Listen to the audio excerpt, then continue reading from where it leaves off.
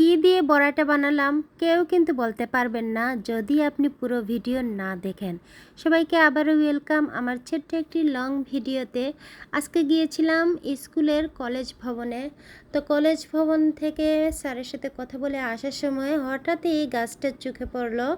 আর চোখে পড়ার সাথে সাথেই আমি দেখলাম যে আরে এটা তো গন্ধ মাধাইল কেউ বলে, আর আমরা বলি ভাদেল পাতা, আবার অনেকে বলে পাতকুড়া পাতা, আরও হয়তো অনেক নাম আছে জানি না। তবে এই পাতাটা দেখে আমি সাথে সাথে গার্ডকে বললাম যে আমি কি এখান থেকে কিছু পাতা নিতে পারি। সে বলল হ্যাঁ নেন, সমস্যা নাই।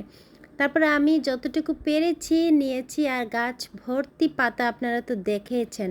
আর এই পাতাটা আমি ছোটোবেলা থেকে খাই, ছোটোবেলা থেকেই আমার খুব পছন্দ এটার বড়া। তো আমি পাতাগুলা কিন্তু এখান থেকে একটা একটা করে ছিঁড়ে এনেছি, তো আর বার পরিষ্কার করতে হবে না। এখন লবণ পানি দিয়ে আমি ধুয়ে নিচ্ছি, ভালো করে ধুয়ে তারপরে এটা কুচি কুচি করে কেটে নিব। অনেকে বেটে খায়, অনেকে আবার এটা দিয়ে চচ্চড়ির মতো করে নাকি খায়। তবে আমরা তো এত রান্নার পদ্ধতি জানি না, যেটা খেয়ে বড় হয়েছি শুধু সেটাই করতে পারি। এই যেমন বড়া, এখন আমি পাতাটা ভালো করে ধুয়ে নিলাম। ধুয়ে নেওয়ার পরে কুচি কুচি করে কেটে নিয়েছি। এই যে এরকম আরও চিকন করে কাটা যায়, তবে আমি এরকমই পেরেছি। আর পেঁয়াজ, কাঁচামরিচ আর যা যা দিতে চান সেগুলো দিয়ে দিবেন। আর সাথে দিয়ে দিলাম আমি চাউলের গুঁড়ি দিয়ে লবণ, হলুদ, একটু মরিচের গুঁড়া দিয়েছি। আবার অনেকে ধনিয়া গুঁড়াও দেয়, যার যার ইচ্ছা, যে যেভাবে বড়া খেতে পছন্দ করে সেভাবেই বানায়। আর ভালো করে এগুলা কচলিয়ে কচলিয়ে একদম নরম করে ফেলবো যাতে বড়াটা রেডি হয়ে যায়।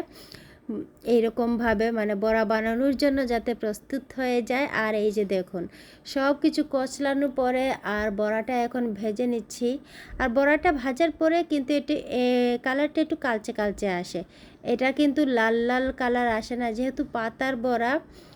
আর এই বড়াটা এরকমই কালচে কালচে হয়। আর এই ঘরটা ভরে গিয়েছিল এই ভাদাইল বা পাতগুড়া পাতার গন্ধে, মনে হচ্ছিল না জানি কিসের গন্ধ। আর এটার গন্ধ তো সবাই জানেন, এটা ফ্লেভারটা যে কিসের মতো। আর যাই হোক, ফ্লেভার যেমনই হোক না কেন, আমার কিন্তু ভালো লাগে। যে কোনো পরিস্থিতিতে আমি এই পাতার বড়াটা পছন্দ করি।